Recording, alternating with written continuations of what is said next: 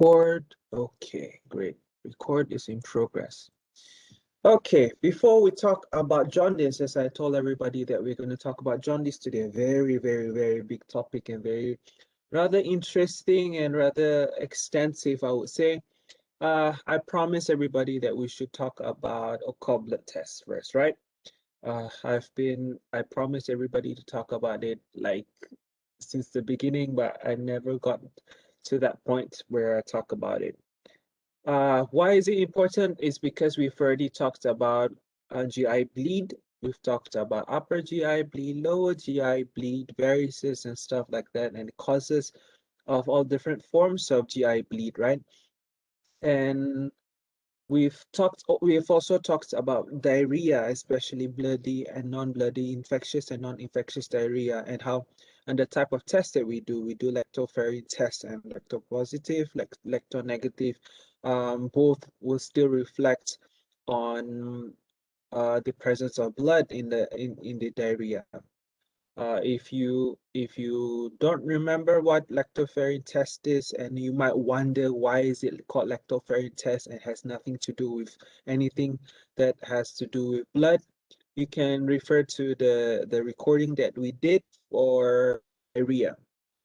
I've explained how that test is done and why do we use lactoferrin test to confirm the presence of blood in the diarrhea and not necessarily just stool. So blood occult test, or fecal occult blood test, in short, FOBT, fecal occult blood test. From the name, it's something is hidden, right? Something is obscured, something is covered, or something. We all know what occult means, right? Something is hidden. So the idea is still the same. It means that some way, somehow, grossly speaking, when you look at the stool, we cannot see blood. We cannot see blood because maybe it's too little, or maybe it's just covered with something else and we need to get rid of it, or maybe the stool, there are different types of bleeding, of course, that we understand. Maybe that there's the fecal matter that forms after the bleeding has covered the blood, has covered the bloody part of the stool, which makes this so-called blood is indicated. How often do we need occult blood tests? That's a bit controversial because some people don't think that occult blood test is necessary because we have endoscopy already, and it's already clear enough. The good thing about endoscopy, since it's a gold standard, is that we know where the bleed is, we know how extensive it is, and even we can treat the bleed directly with the endoscope for some cases. So that is why some clinicians don't think that it is necessary to perform blood occult, FOB, or fecal occult blood test. The idea behind fecal occult blood test is the same as your urine test, right? To find presence of blood in urine. At times, you can actually see that your urine color is red, and the question is whether it's actually blood or it's just dye. I've had multiple times where my urine was red, but I know it is not it's not blood, because there's no pain whatsoever. I don't think I have any infection whatsoever. There's no UTI or anything. I know for sure that it's blood. And for us in Malaysia, we have Chinese New Year, and we have a lot of snacks and during the celebration, and I know I ate a lot of those squid snacks and they are red. So I expect that my urine is red too. And lo and behold, my urine is red. So the idea behind occult blood tests and urine tests is almost the same. As we all know, when it comes to actual blood in the urine, there's macro hematuria and micro hematuria. Micro being that we can't see from our naked eye, and macrohematuria simply means that we can actually see that it's blood, and there are signs and symptoms that accompany the presence of blood in the urine. But when it comes to occult blood tests, why is it important for us to do occult blood tests? It's simply because sometimes the bleed is not significant enough for us to know that it's actually bleeding. For example, in peptic ulcer, and maybe the ulcer is not big enough for it to be manifesting as in the as per stool as per as per stool as per what we're talking here in the stool. And sometimes the higher it is in the GI tract, the more difficult it is for it to be manifested in the stool. And there was a study that was done to kind of estimate how much blood is required for for for blood, so as to speak, to be manifested in the stool. So if we can see blood in the stool, it, if we talk about upper GI bleed from the stomach, it's at least 200 milliliters of blood. From the duodenum, 150 milliliters of blood. I don't remember the rest of the parts of the GI tract, but the trend is that the lower the GI tract, the little blood is the more less blood is needed for it to be manifested in the stool.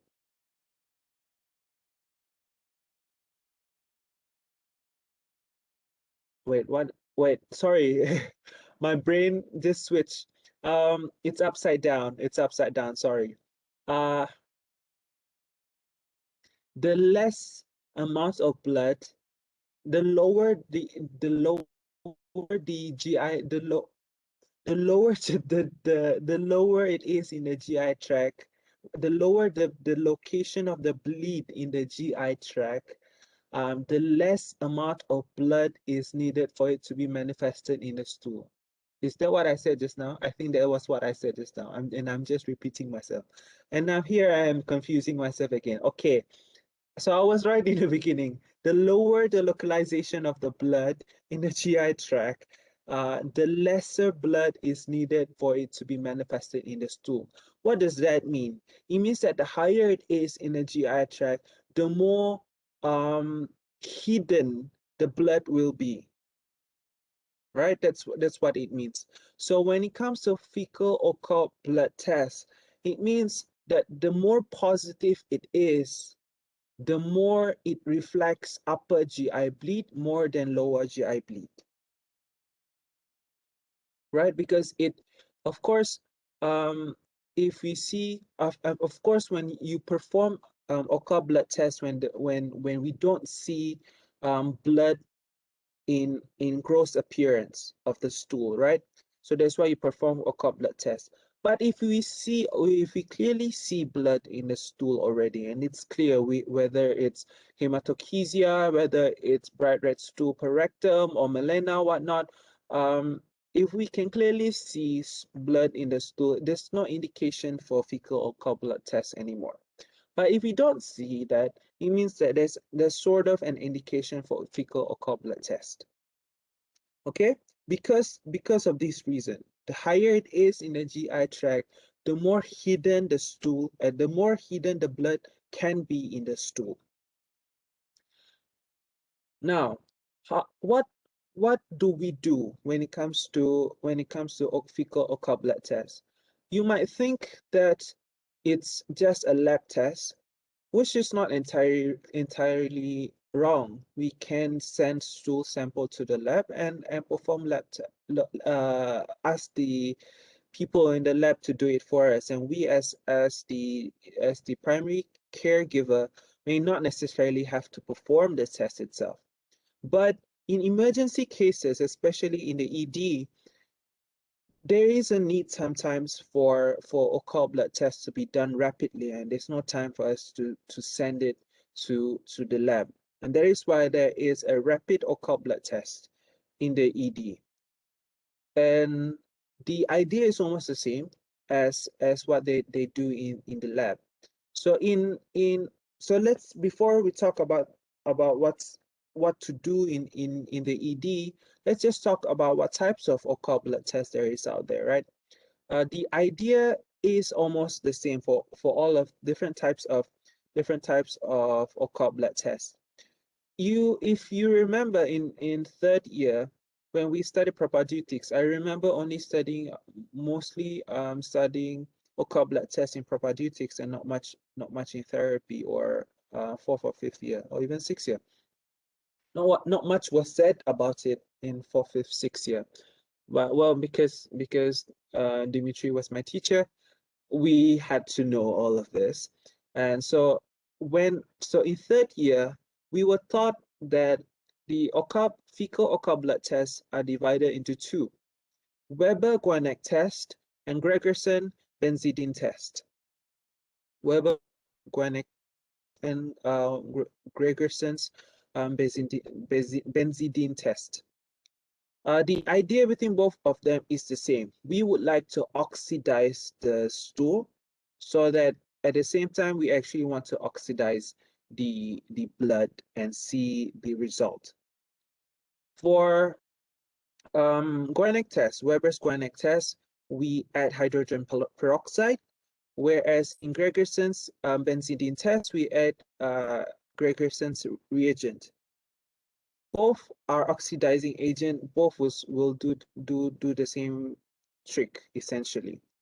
But the results, the color in the result that we see, the end product of the oxidation is the only thing that's different. In Weber's Guanek test, we see that if it's positive, we see that the color that gets manifested is blue. Whereas in benzidine test, it can be greenish blue, but greenish-ish. So the idea is that the more the blood is present, the more the blood in the stool, the more concentrated the color becomes. The darker the color becomes and the more prominent the blue is. If it's not that much, then it means that probably that the bleed is not too much, or it's very way up the GI tract for it to even be manifested in the stool. But if it's positive, simply means that there's a bleed somewhere. So that's basically occult blood test. Okay, in ED setting, in emergency department setting, there is sometimes a need for it because we want to know for sure that this patient is bleeding, and especially when we have concerns about perforation of pulsa and stuff like that. So we also when we talk about perforation, there sometimes is not we don't usually have time if there's perforation, and if there is perforation, it can be volume and things can just escalate very quickly. So we want to perform a very rapid FOB, fecal occult blood test. So what they usually prefer is the first one, Guanek test, over benzidine test, simply because it's faster and cheaper. Because like I mentioned earlier on, Guanek test would just require hydrogen peroxide, which is readily available, right? Rather than benzidine, where Gregerson's reagent is required, and Gregerson's reagent is not, readily available everywhere, and it's a special chemical and not as readily available as hydrogen peroxide. We need hydrogen peroxide for antiseptic reasons and stuff like that. So it's available. So the idea is to they sometimes have a kit, and it's like doing your blood test. So you put the stool there and put hydrogen peroxide and put the stool there, put hydrogen peroxide and see the color difference. So, and it's quick. Again, this is more specific to upper GI bleed, but it can detect blood regardless wherever it is in the GI tract, but of course it's more prominent for upper GI bleed. But for benzidine test, some resources that I read, they are quite prominent for upper GI bleed, and some it's both upper and lower GI bleed. I don't know which one is correct, but regardless, I believe that both of them, since they are both oxidizing agent, um, they should be sensitive enough to detect both upper and lower GI bleed. There's another form of FOB that is using immune complexes, and this specifically would to send this um, to the lab for it. What they detect is antibodies against the breakdown of blood, because to break down blood, there's something that's required and stuff like that, enzymes and stuff like that. So what they do is that they use immune complexes and to detect specific enzymes and immune complexes in the stool. This, of course, now that it's more complicated and more when it comes to immune complexes and stuff like that, it means that the specificity and the sensitivity of the test is definitely higher than the one that's oxidizing agent. So yeah, so these are basically the main groups of occult blood tests. Clear? How is it performed? What should be done?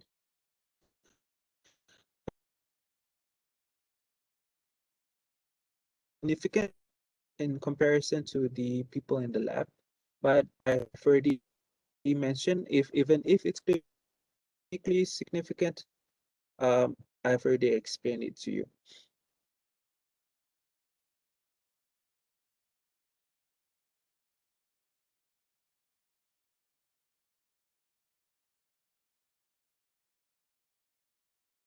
No? Okay. So we can move on to jaundice, yeah? All right. So let's a very, very important topic to talk about. Like what I told everybody in the group, it's very common for people, for students, even for intern doctors to be confused about it, because sometimes resources out there is huge when it comes to jaundice. Also, different resources, there are disparities between different resources. Things can get a bit overwhelming, and once things get a bit overwhelming, we we then get confused and we don't know what is clinically significant. For me, when I start studying jaundice, I feel that too. I feel that there's a lot of things that we need to understand. There's a lot that um, seem very, very minute. There are a lot of things that seem they seem that it seems to me that it can get a bit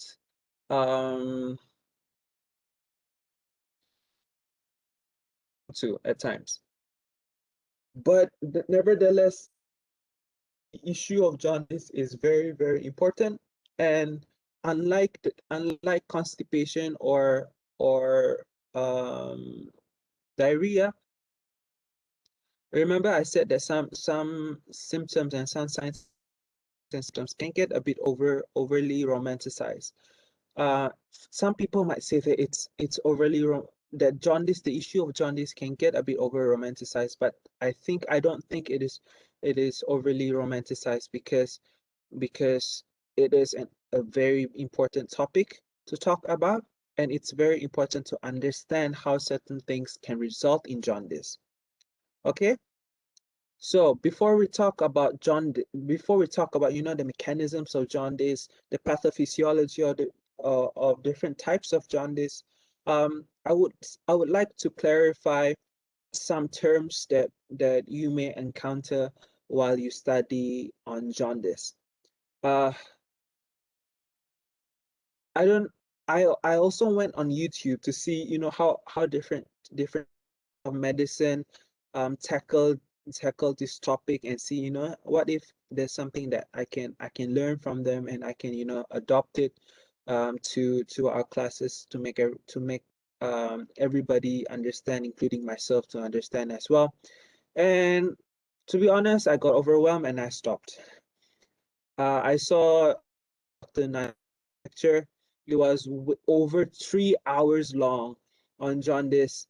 I saw there was this I don't remember the name, Ninja something something on YouTube. It was over an hour long.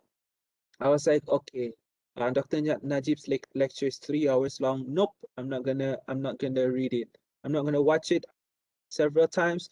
And he whenever he explains, he draws on the board, right? And the further it went, the more things on the board became it became complicated, became too much, and I just did not continue. Then I saw the other channel. It was over an hour. I said, okay, fine, let's try and see over an hour, that 1 hour video. Again, wrote on the board, became too much, too many colors, too many drawing. I was overwhelmed. I was bored. I shut it off. Um, so I know, sometimes we can go through that too. I don't know if everybody, everybody is strong enough to break through 3 hours of lecture. But for me, I can't break through that. It's just too much for me. I want to know what is important for me, and the rest just I can slowly learn once I have the basic stuff. So how so what we're going to talk about today is not how I've decided our class should go today. Is not I've decided not to tackle this topic in a very encyclopedic way, and go very deep into it. I don't want to bombard you with so many names. I don't want to bombard you with a lot of biochemistry. I don't want to bombard anybody with just too many information.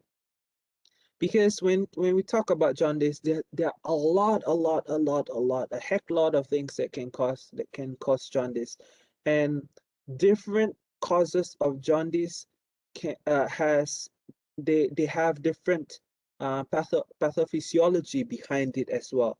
So to really talk about jaundice, and to really um, specify a concrete mechanism of the formation of jaundice is a bit too much, and a bit over. I think it's exaggerated. It's overly exaggerated, because if we want to understand it, it's important to tackle each of the causes individually, right? Instead of overgeneralizing. Although to some extent there is some form of principles behind it, which we're going to cover today. But there are some specificities in different causes that that is different from other causes of jaundice. And I think for that to happen, and for us to understand that, I don't think we can cram all of that within one and a half hour. And I don't think my attention span, and I don't think your attention span as well, um, is long enough. The fuse is long enough to withhold that much information. So I would just like to um, talk, not briefly, but to pinpoint what is important, and to just let you independently. I myself have also read. Of course, it's not that I saw that, oh, I really I did read that. Reading, it took me several days to read, by the way. Um, but I read, and rough idea of different causes of jaundice and stuff like that. I might forget a little bit here and there, but if you have, I'll do some of them. Okay, so jaundice, right? Um, the thing about we're not even hitting the point just yet. The thing about jaundice is that why I find it weird is that the study of jaundice is not very clearly spoken or very clearly or being outlined nicely in USME text resources, in MRCP, in PLAB. They don't usually like of jaundice out and talk about jaundice entirely. What they do is there are different types of different diseases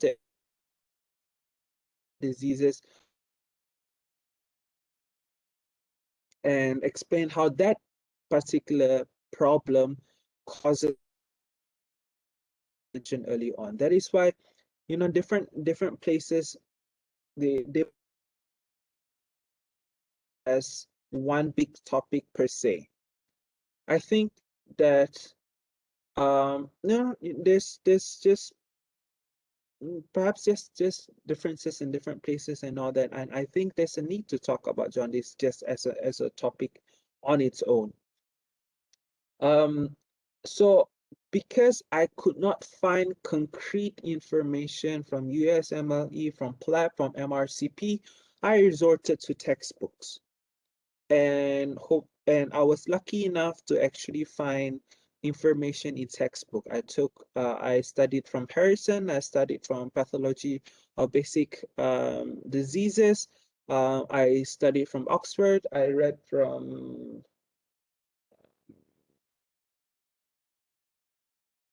Vasilenko, and well, different. Well, in short, resorted to textbooks instead of these exam board resources, um, information from these exam board resources, and I kind of learned from this textbooks and all that. And you know, when it comes to textbook, it can get very extensive, right? So let's try to compact. I'm trying my best to compact everything to make it digestible enough for everybody and for us to learn together. Okay, so let's talk about several terms when it comes to jaundice, when it comes to the issue of jaundice. First is the term jaundice. Simply means that it refers to the yellowing of the color of the skin, sclera, um, and mucous membrane due to deposition of bilirubin. In short, right? But the thing is that there's also another term that is hyperbilirubinemia. Hyperbilirubinemia. Hyper means excessive, right? Over production or over. There's a state of excess. Bilirubin, emia simply means in the blood, right? So hyper excess and a state where there is an excess of bilirubin in the blood. But see, the thing is that the problem about jaundice is that, of course, we understand that jaundice manifests itself due to the deposition of bilirubin in the places that I mentioned earlier on. But the thing is that every day our red blood cells decay and it gets conjugated and bilirubin gets formed. And sometimes, let's say in women during menstruation, there's more bleeding than usual, right? So in such transient states, your bilirubin can be normal, can be higher than normal, right? And the normal value of bilirubin is about 0.2 to 1.2, 1.5 milligrams per deciliter. That's only if you're using milligrams per deciliter. Some, if you would like to use millimole, it's a different number. I don't remember what the number was. You can confirm it. Can somebody can confirm that for me and write that in the chat or something. But in milligrams per deciliter, it's 0.2 to about 1.2 to 1.5. So that is the normal range of the amount of serum bilirubin, right, in our blood. But let's say the upper limit is 1.2, right? Let's say when you blood test is done and your bilirubin is, let's say, 1.6. Does that mean that the patient has jaundice?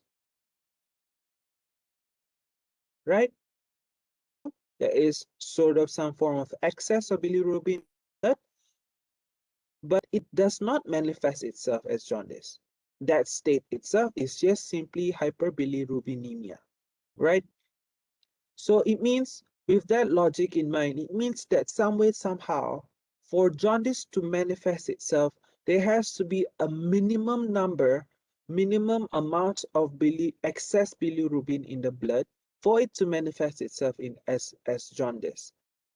So the very first place that jaundice manifests itself is the sclera, compared to other parts of other places that it can manifest itself, being in the skin, mucous membrane, under the tongue, in the urine, in the stool, whatever.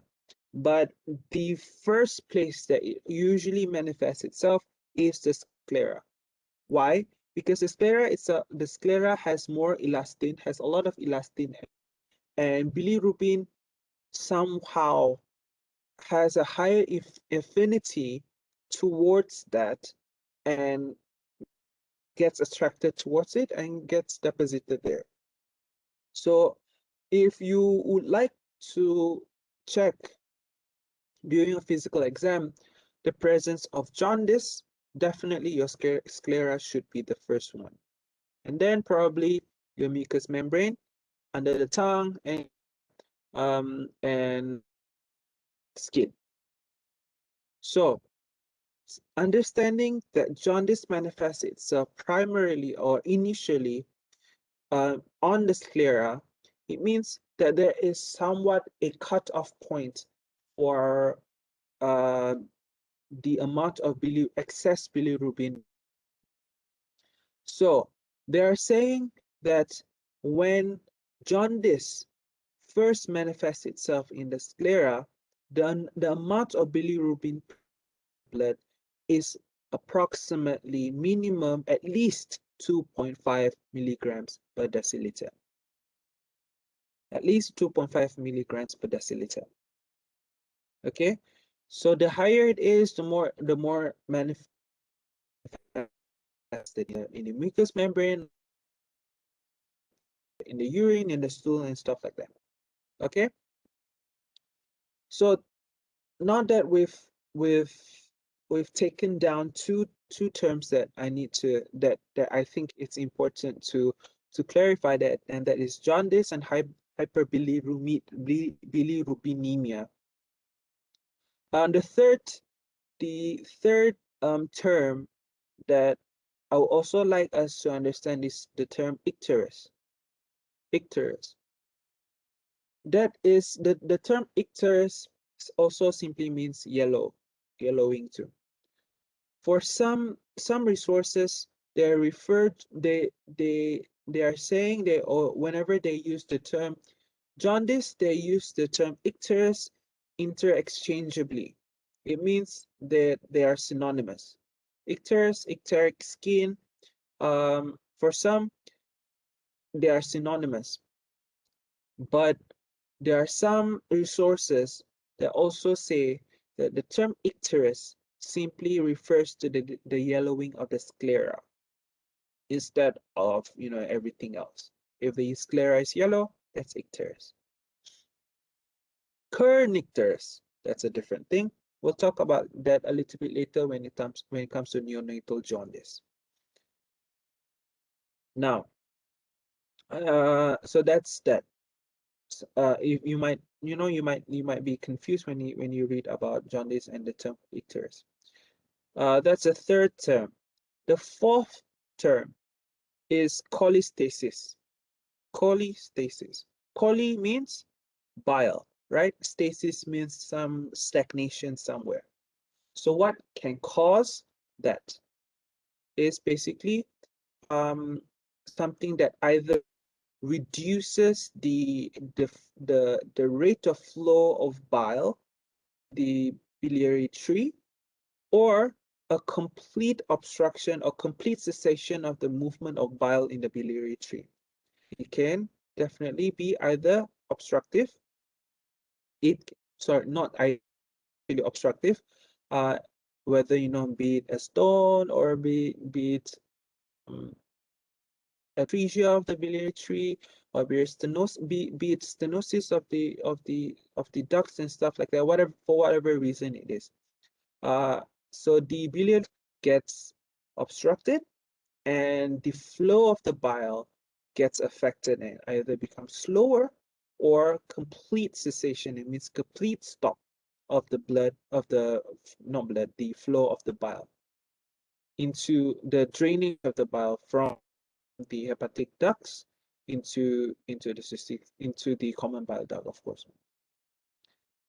From the if you recall the anatomy of the biliary tree, there's left and right hepatic duct, then goes down, then you have your cystic duct, then you have your gallbladder where your bile gets stored and stuff like that, and it ends up in the common bile duct.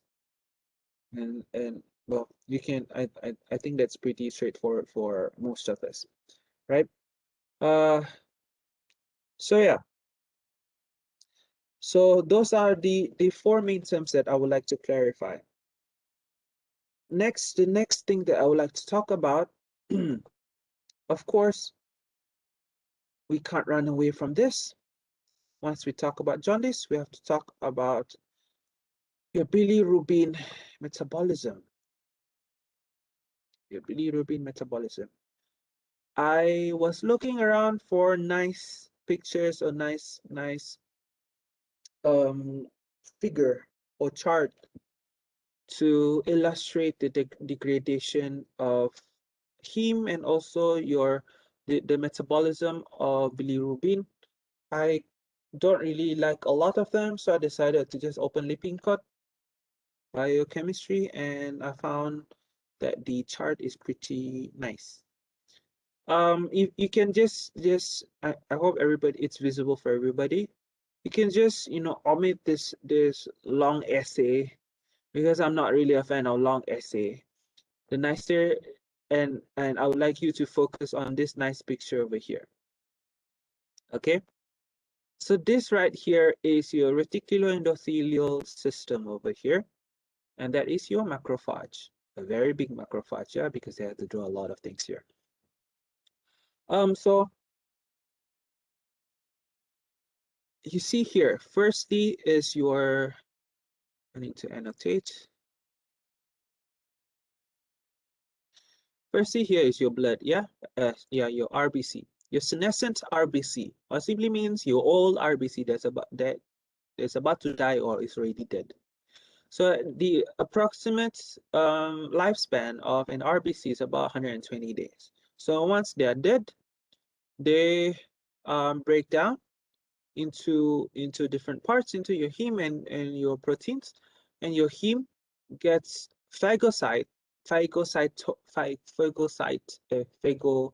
gets engulfed, gets eaten by your phagocytes, and basically your macrophages. So your macrophages will swallow it whole, and the degradation of heme begins. So here you see your heme is now formed. Heme gets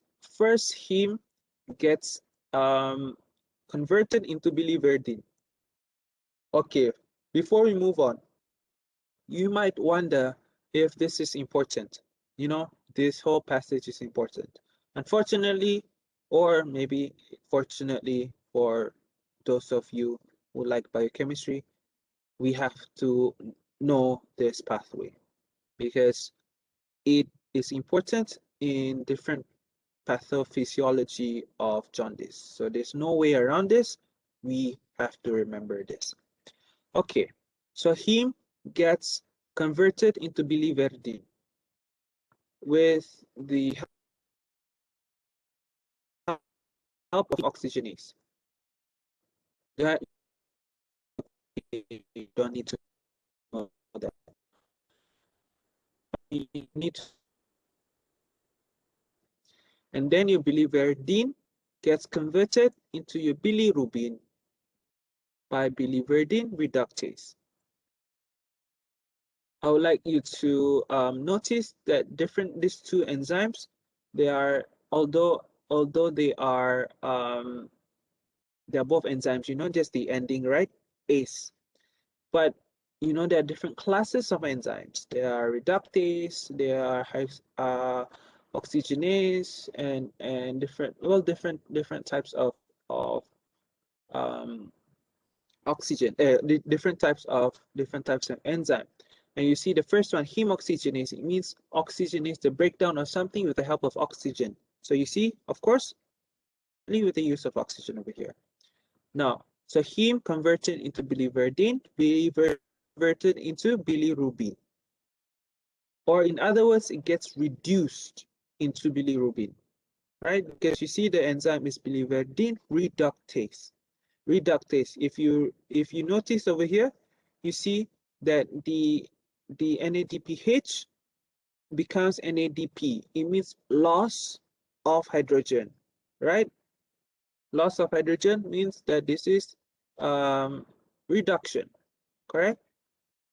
So heme gets converted into biliverdin, biliverdin into bilirubin.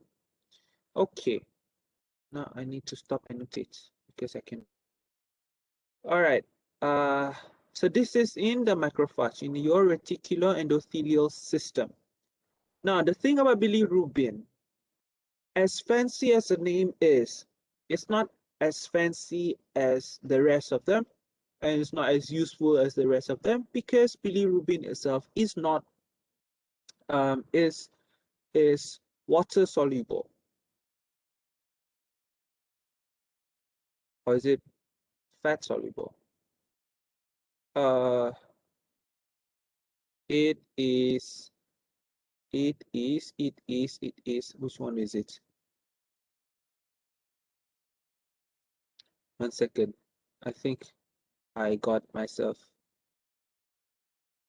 Okay, it is water soluble. Sorry, it is water soluble, and it cannot move in the blood. 1 second. It should be. Yes, it should be water soluble. Yes. Bilirubin is water soluble. That is why it cannot be transported into the blood, and you need help for it to be transported in the blood. And that is why, because your blood contains albumin, which is a protein, so your bilirubin binds with your albumin so that it gets so that it becomes soluble. So that forms your bilirubin albumin complex, and it gets transported into your liver over here, into your hepatocytes, specifically into your hepatocytes, for it to be conjugated. Now, how this complex gets into the hepatocytes, people don't know yet.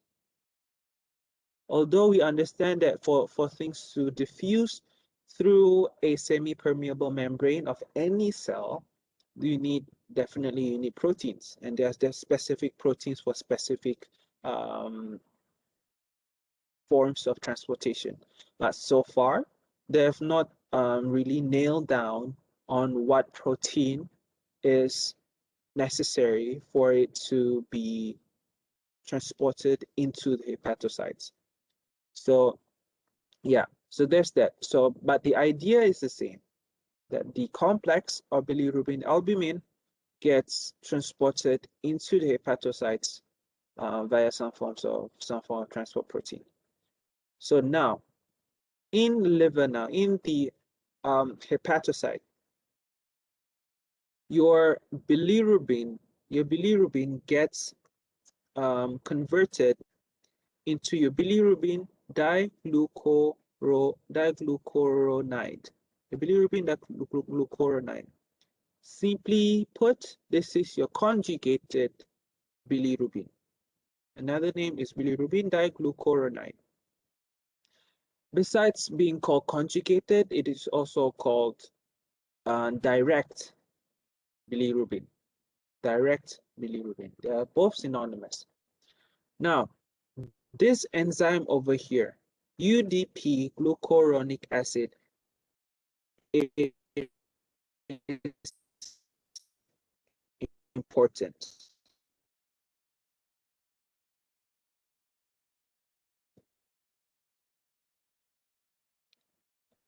It converts UDP glucuronic acid into 2-UDP.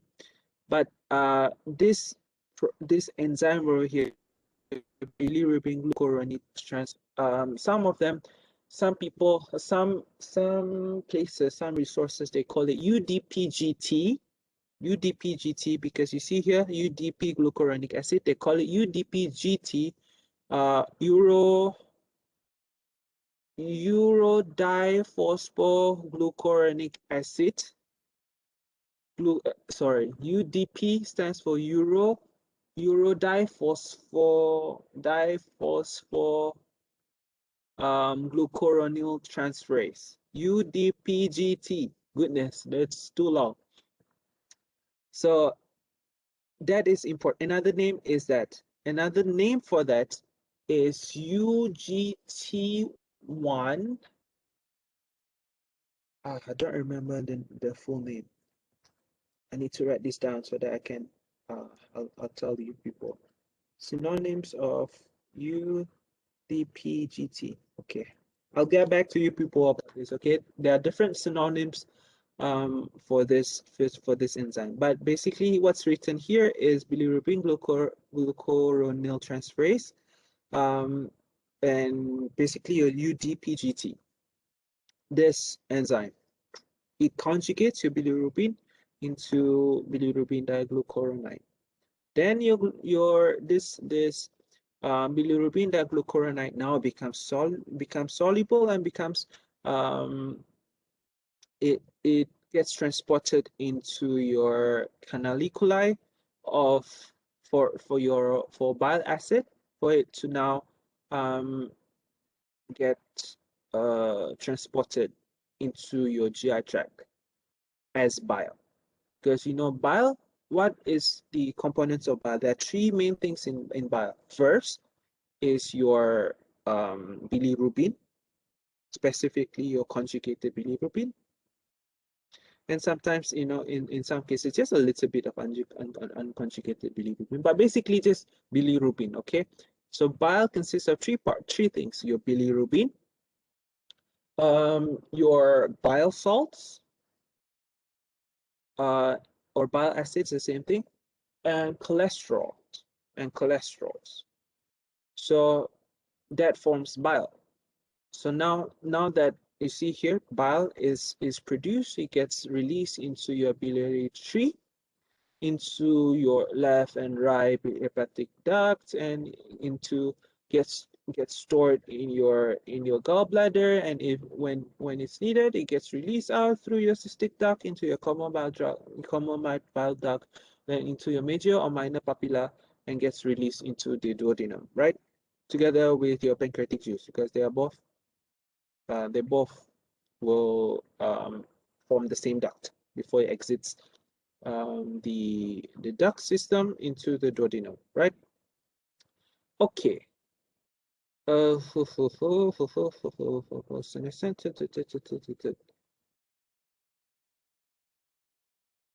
Where were we? Okay, we are done up till here, yeah? See, up till here over here. We're done up till here.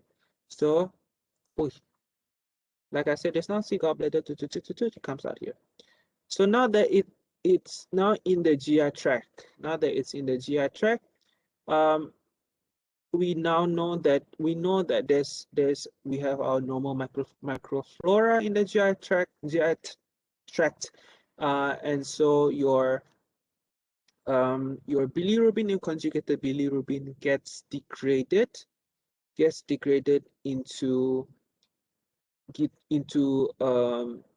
urobilinogen. It gets converted into your urobilinogen or stercobilinogen, the same thing, and then it gets spontaneously oxidized into stercobilin or urobilin, the same thing. Stercobilin, urobilin, then it gets out into your feces, and that forms the color of your feces, the dark color. Now, this is like the main track, okay? The main track. So it gets into your GI, it gets from macrophage, liver, your ducts, and then your GI tract, feces. That's it. That's the main track. Now, you might wonder, then what happens to the one in the urine? Now, that is the side track. That is the side track. You might think it's one of the main track. That is kind of the side track. Because some of them, some of the urobilinogen gets reabsorbed in the GI tract, to about 20%. A small percentage gets reabsorbed either into the liver again, and then gets transported out again as the same tract, or it gets transported into the blood, and it enters the kidney. See over here, this is the reabsorption part. It goes back into the kidney and gets out again, the same pathway. So it's like a cycle over here. But some of them, it gets into the blood again, then gets transported into the kidney. Now this one right here, it gets converted into your urobilinogen again and converted into your urobilin. And that gives the color of urine. Okay, so I hope that's understood. Everybody understand? Yeah, the the tract of heme metabolism, or porphyrin metabolism, or bilirubin metabolism. Clear? Any questions?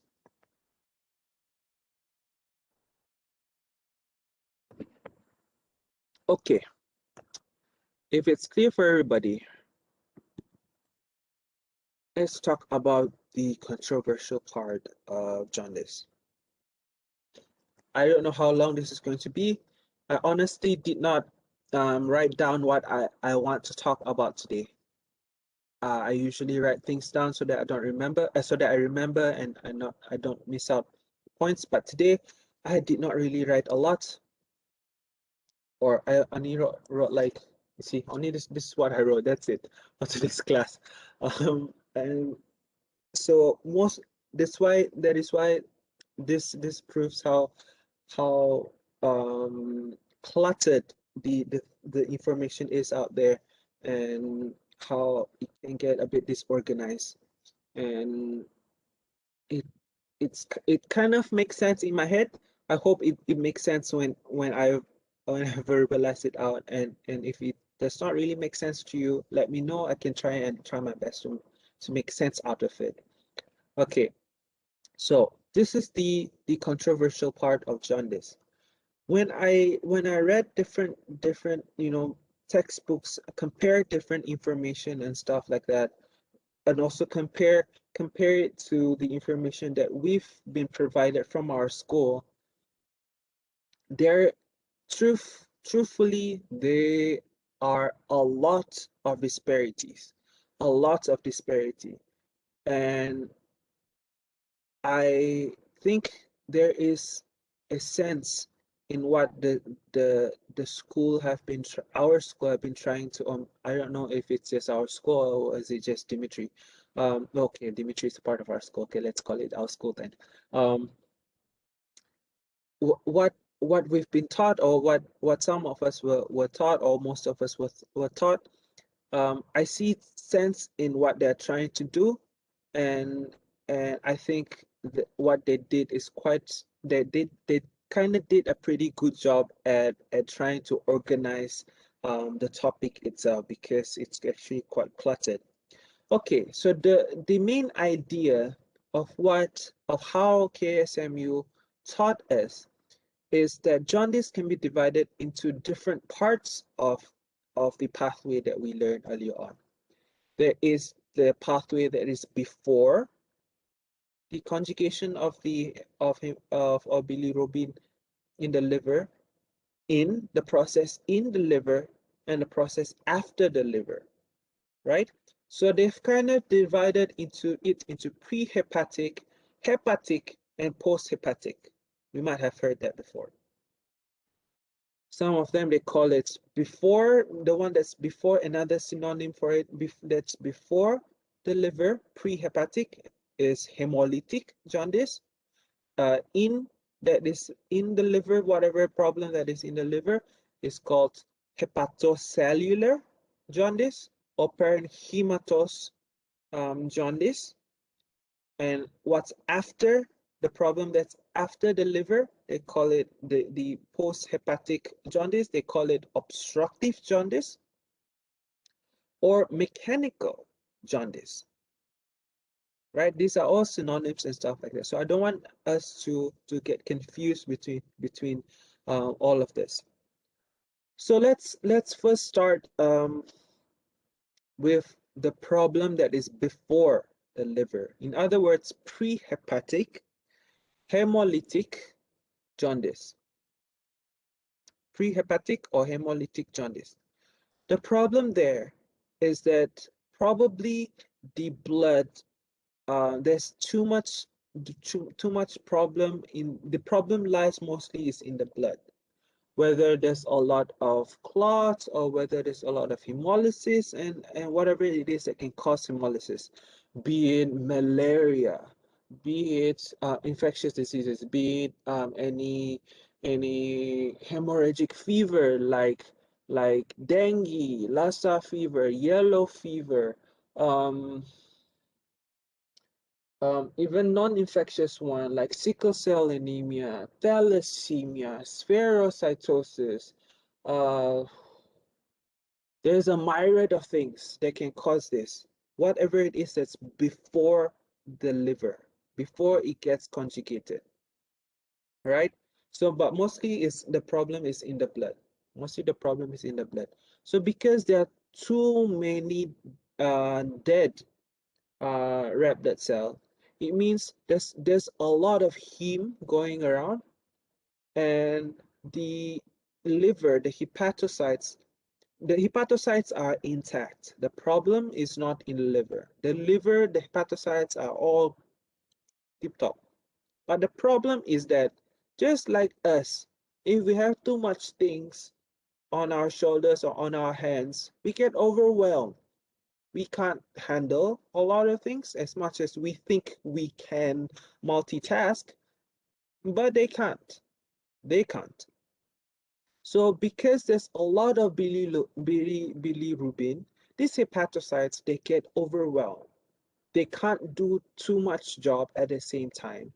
So the conjugated, the bilirubin that is unconjugated, or the bilirubin albumin complex, because it cannot get conjugated, it gets spilled out into the bile system, alongside, of course, the conjugated part of the bilirubin.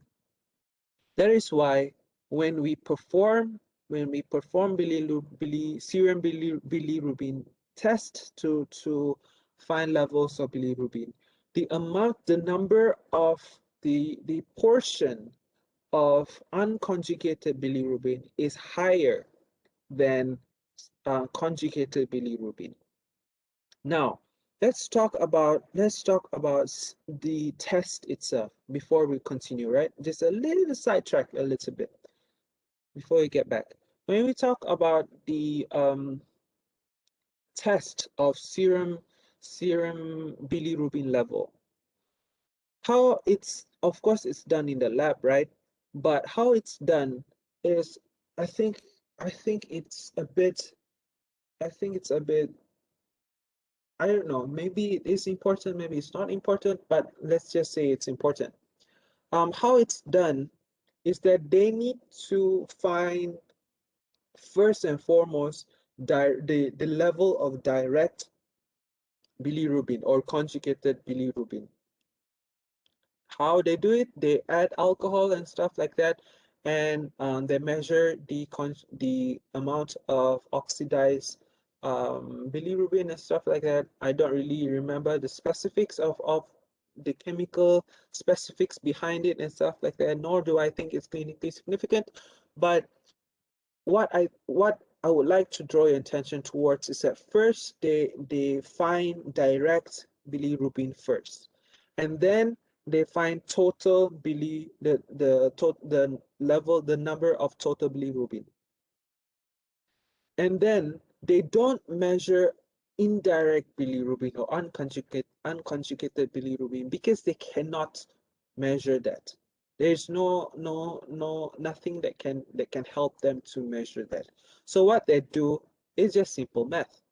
Total bilirubin minus your direct bilirubin, and you get your indirect. Sure. That's it. That's how they calculate different types, different fractions of um, bilirubin. Now, I want you to also notice that I did not use concentration of bilirubin, right? I used the term fraction of bilirubin.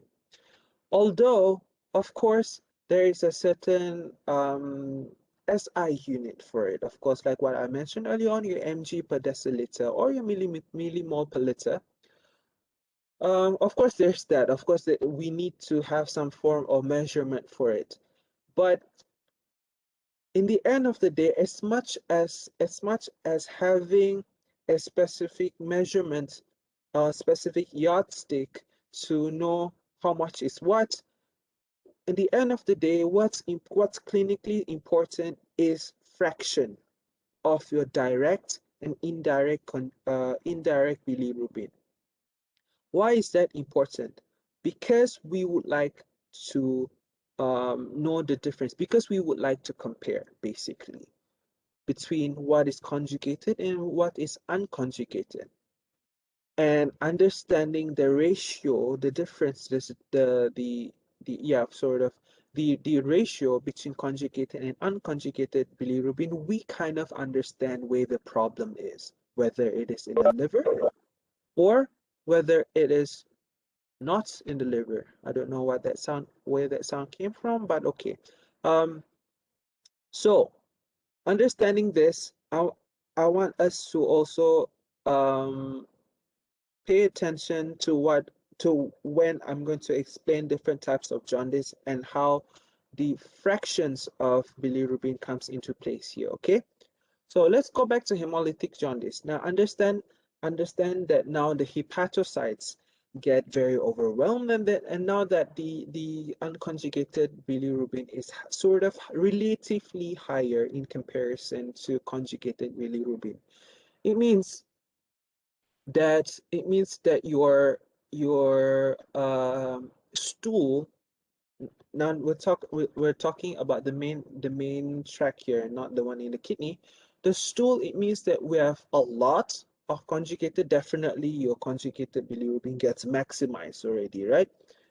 So you have a lot of urobilinogen, and then, or your stercobilinogen, and then your stercobilinogen becomes converted into stercobilin or urobilin, and that forms the color of your stool.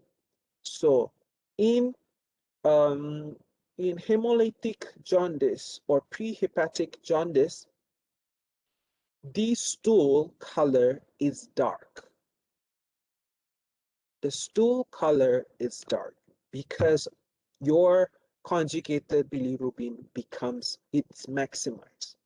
Although unconjugated bilirubin is relatively higher than your conjugated bilirubin. Clear? Okay, so that a lot of students, a lot of people, even myself, at times before I put my head really into it, you get confused about the color of the stool and the color of the urine and why such colors appear. Okay, so now that we know that there's a lot of unconjugated bilirubin, and also your conjugated bilirubin is now not really in excess but has been maximized. It means that when it comes to reabsorption, your urobilinogen gets reabsorbed more. Either it gets recycled in the liver or gets into the blood, into the kidney. Now, another thing that I would like to emphasize is that in the kidney, if you want to perform, you want to find levels of bilirubin in the kidney, you can only measure conjugated bilirubin, not unconjugated bilirubin. Why? Because when we see the chart, the pathway that I showed you earlier on, for it to go to the kidney, it has to go through the blood. And you know the unconjugated bilirubin, where is this sound coming from? Unconjugated bilirubin, um, it is not soluble. It is not soluble. It's the one that's making it soluble is the conjugated one. So it is because it's not soluble, that is why in the kidney, when you want to perform, when you want to identify or find levels of bilirubin in the urine, you can only find conjugated bilirubin. Now that we understand in hemolytic jaundice or prehepatic jaundice, the the amounts or the levels of urobilinogen that is in the tract that gets recycled into the blood and gets into the kidney, now it gets ramped up, right? So it means again your urobilinogen gets higher, is now higher in the blood and now subsequently in the kidney. And it gets filtered, right? Your conjugated bilirubin gets filtered while your unconjugated bilirubin does not get filtered because of that, because of what I mentioned earlier on. So because due to this, your urobilinogen gets excreted into your urine, transforms into urobilin, and therefore it gives the urine color becomes darker. So dark stool, dark, um, dark stool and dark urine. Okay. Okay. So earlier on, when I said that when we perform serum bilirubin test, we we would like to compare conjugated and unconjugated fractions of the bilirubin, right? So in hemolytic jaundice, of course, we like earlier on, we need to have the total amount of bilirubin. So what is the cutoff point for what is what? So out of 100%, if it's more than 75% of your total bilirubin, if your unconjugated bilirubin is more than 75% of your total bilirubin, then this is, of course, already hemolytic jaundice. And just from simple math, you know, 100% minus 75 is 25.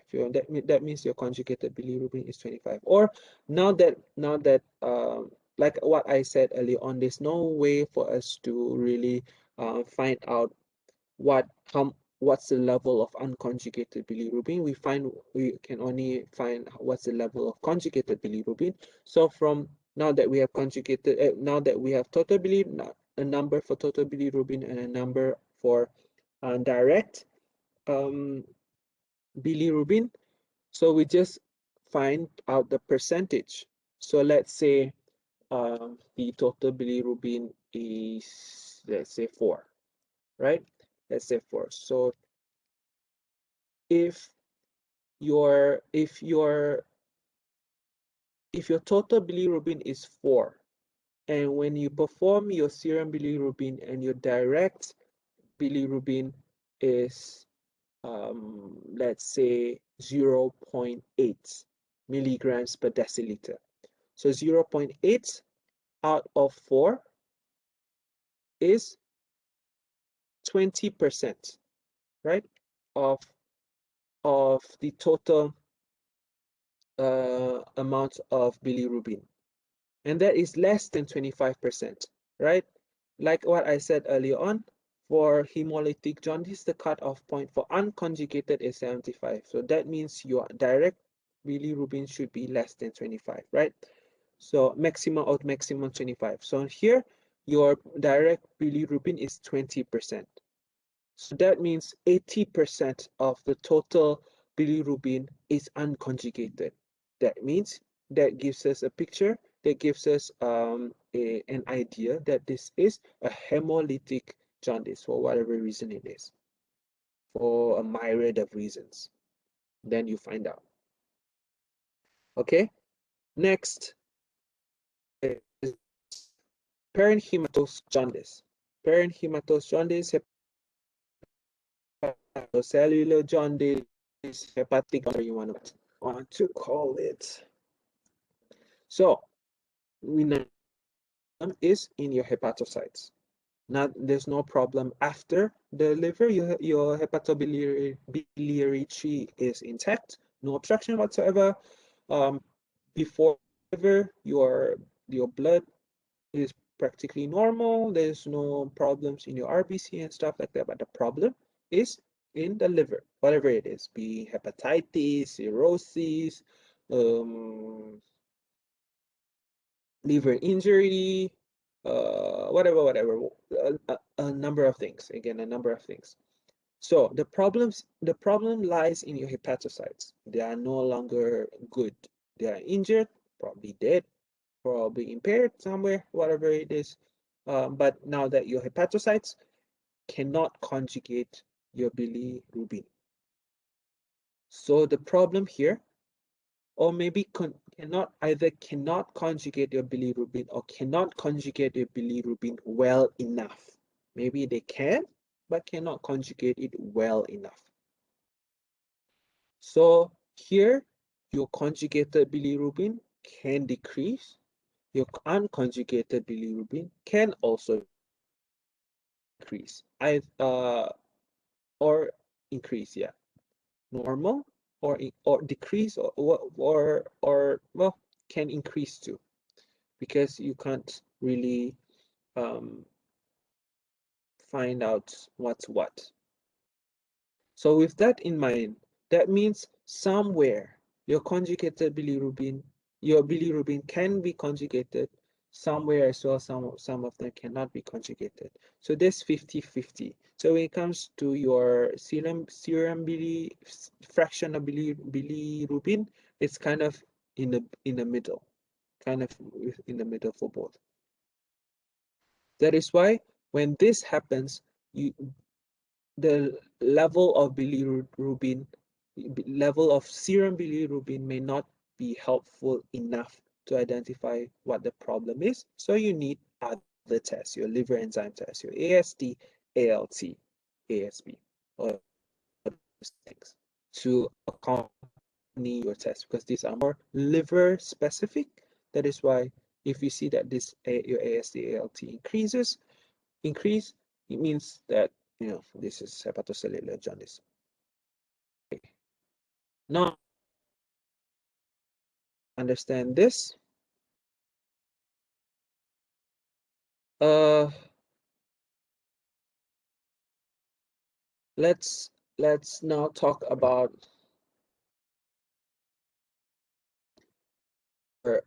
stool and urine.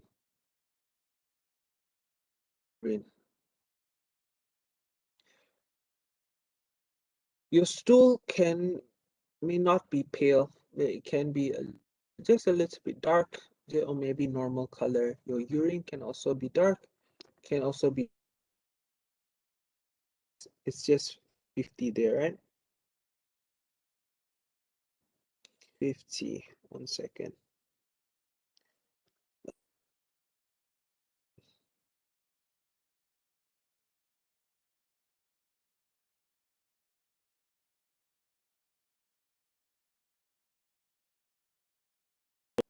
Okay.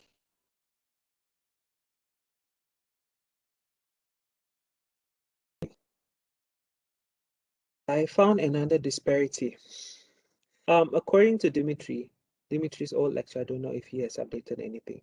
Uh, in hepatic jaundice, he said here that the stool color is pale and the urine is dark,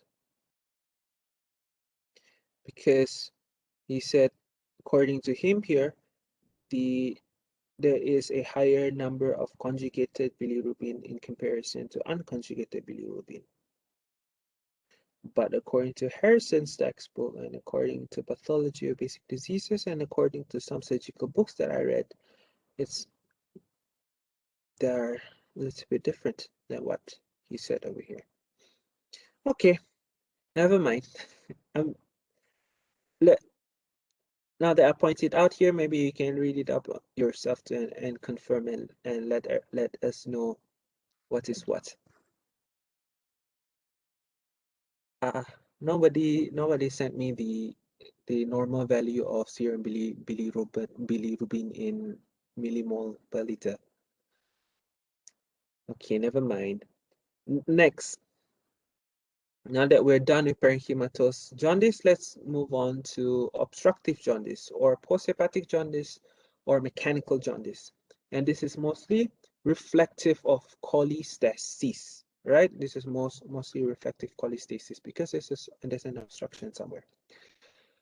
So because of this, your conjugation is pretty much normal. Your conjugation is pretty much normal. And so, but the problem is that the delivery or the flow of bile is now obstructed somewhere and all that. Then it gets spilled into your blood. That the conjugated bilirubin gets spilled, the excess conjugated bilirubin gets spilled into the blood.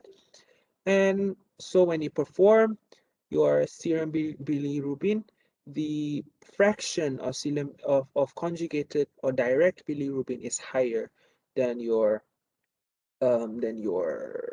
indirect. Thank you, Josephine. Okay. Uh, it's the fraction for conjugated bilirubin is higher than unconjugated bilirubin, and the cutoff is 70%, above 70%, 70 to 75%. Just the opposite for hemolytic jaundice. So when you see that the fraction is above 75, thank you, direct bilirubin. Okay, cool. More than 75, that means that it is obstructive in nature, or there's cholestasis somewhere. And because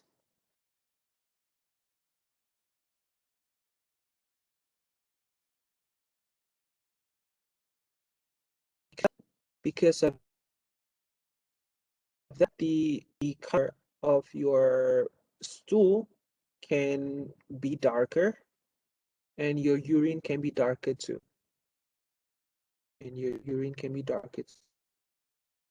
More darker than your hemolytic and parenchymatous. I see some sense in what Dimitri is trying to tell us. In hemolytic jaundice, you see that conjugated is 25%, right? for hemolytic jaundice. It means that there's not much for it to form urobilinogen.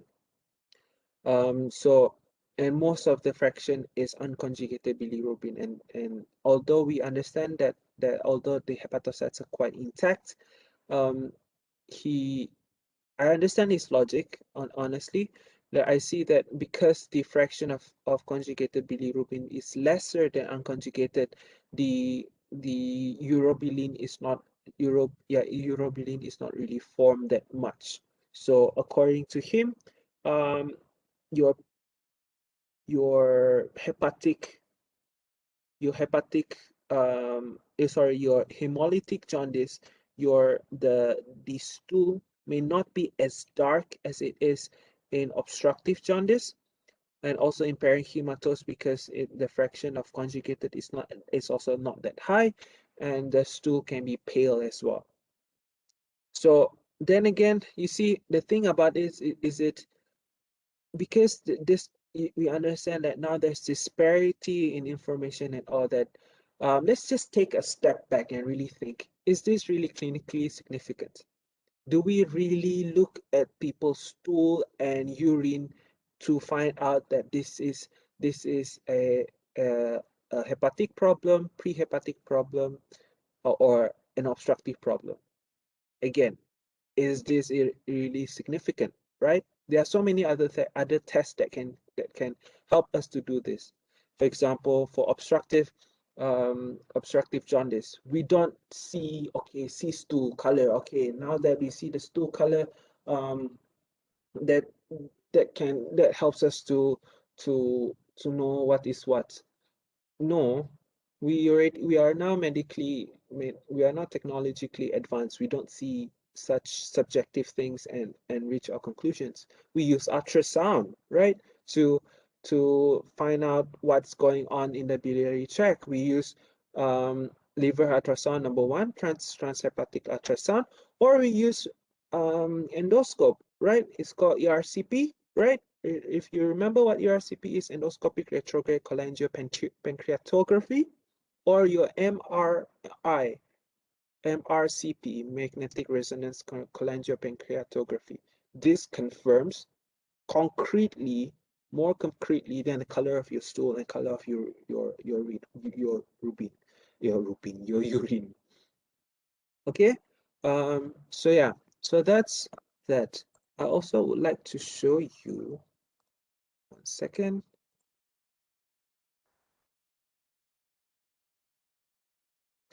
This algorithm over here.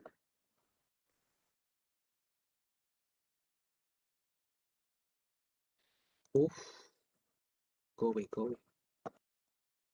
Okay, algorithm of patient with jaundice. You see history, lab test, bilirubin with fractionation, like what I said just now. This is from Harrison's textbook, by the way. I think this algorithm is fantastic. It just points, it highlights the important things, the things that are clinically important. You see bilirubin with fractionation, AST, ALT, alkaline phosphate, your prothrombin time, and albumin. These are all very clinically important. Because liver enzymes are here, prothrombin time because coagulation factor, because we want to rule out any hemolytic problem, right? Albumin because albumin the because bilirubin gets it's binded together with albumin, right? For it to be soluble. So you see isolated elevation of bilirubin versus bilirubin elevation with other liver test elevation. So if it's only bilirubin um, that's elevated, that it means that it's hyperbilirubinemia. Your hyperbilirubinemia can be divided into two: direct hyperbilirubinemia and indirect hyperbilirubinemia. Your indirect, most of the time, is indirect hyperbilirubinemia, if you want to compare it to direct. Indirect is more than direct, because a number of things can cause indirect hyperbilirubinemia. You see, first and foremost, your drugs, rifampicin, Your probenecid, you know, rifampicin is your TB drug, right? You know that TB drug can be very hepatotoxic. Also, you know, paracetamol, right? Your acetaminophen can be very hepatotoxic. So that that can be a problem. So drugs can be a problem. Inherited disorder.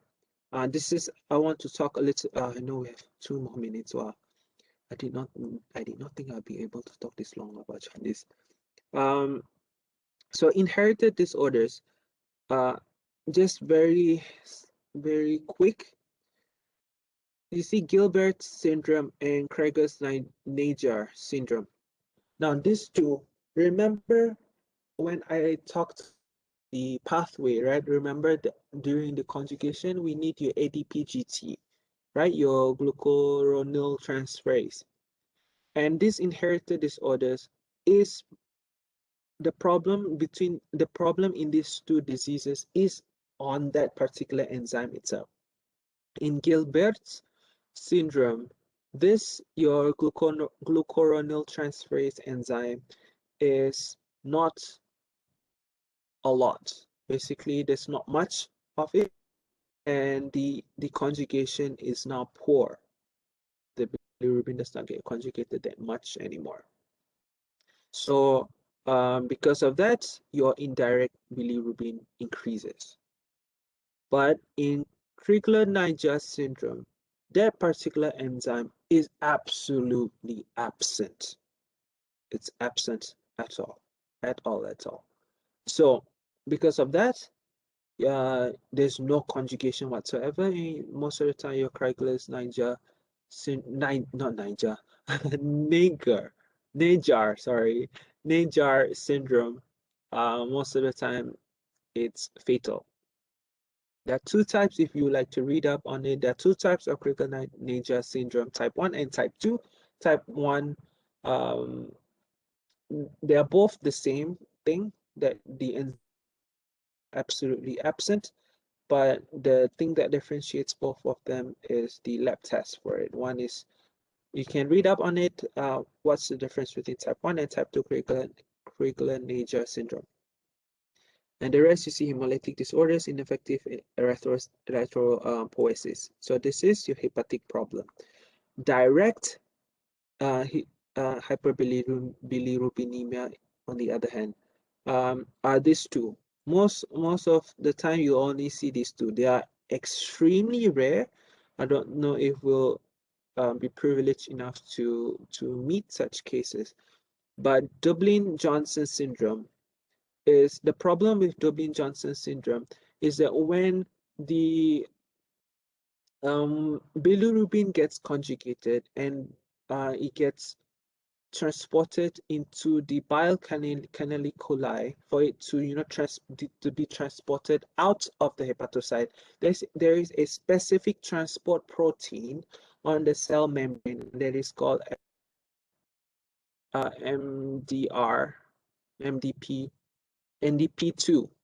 Yeah, it's called MDP2, stands for multi-drug resistant protein 2, and that is the transport protein to transport conjugated bilirubin out of the hepatocytes into the bile canals. And in Dublin-Johnson syndrome, this MDP2 protein that is on the cell membrane is absent. So instead of that, there is another transport protein that is MDP3. It gets opened up, and what MDP3 does is that it transports the conjugated bilirubin back into the blood and circulates into the blood instead of the bile canaliculi. And because of that, there is increase of direct hyper there is increase of hyperbilirubinemia for direct fraction. Rotor syndrome, I don't quite remember what Rotor syndrome is, but maybe you can read up on it.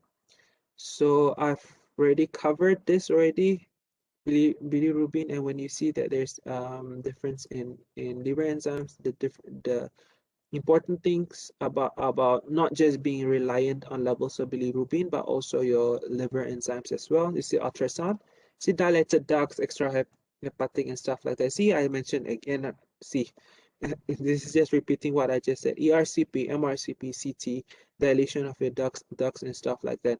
So this is very, I think this is just nice. It's a very nice picture, very nice algorithm for us to be practical about it and not just know what's what, right? Mm,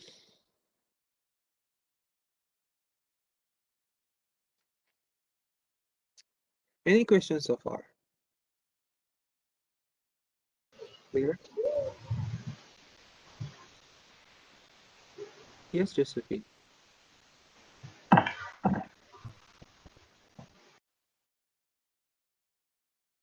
No question. No question. I thought you had a question. Yeah. Yeah.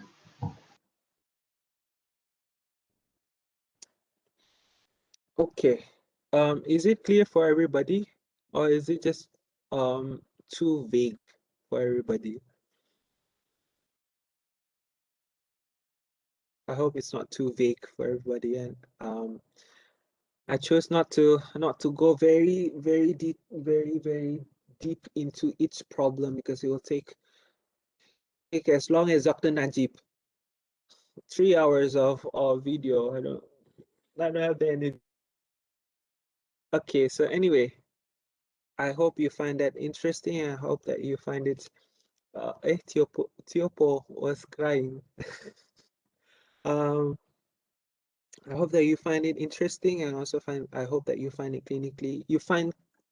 clinical significance in it too, and that's the main thing that I would like to highlight. I would like us to be functional in the hospital, not just what's in our what's in. Okay. So next week, is there any preference for the topic next week?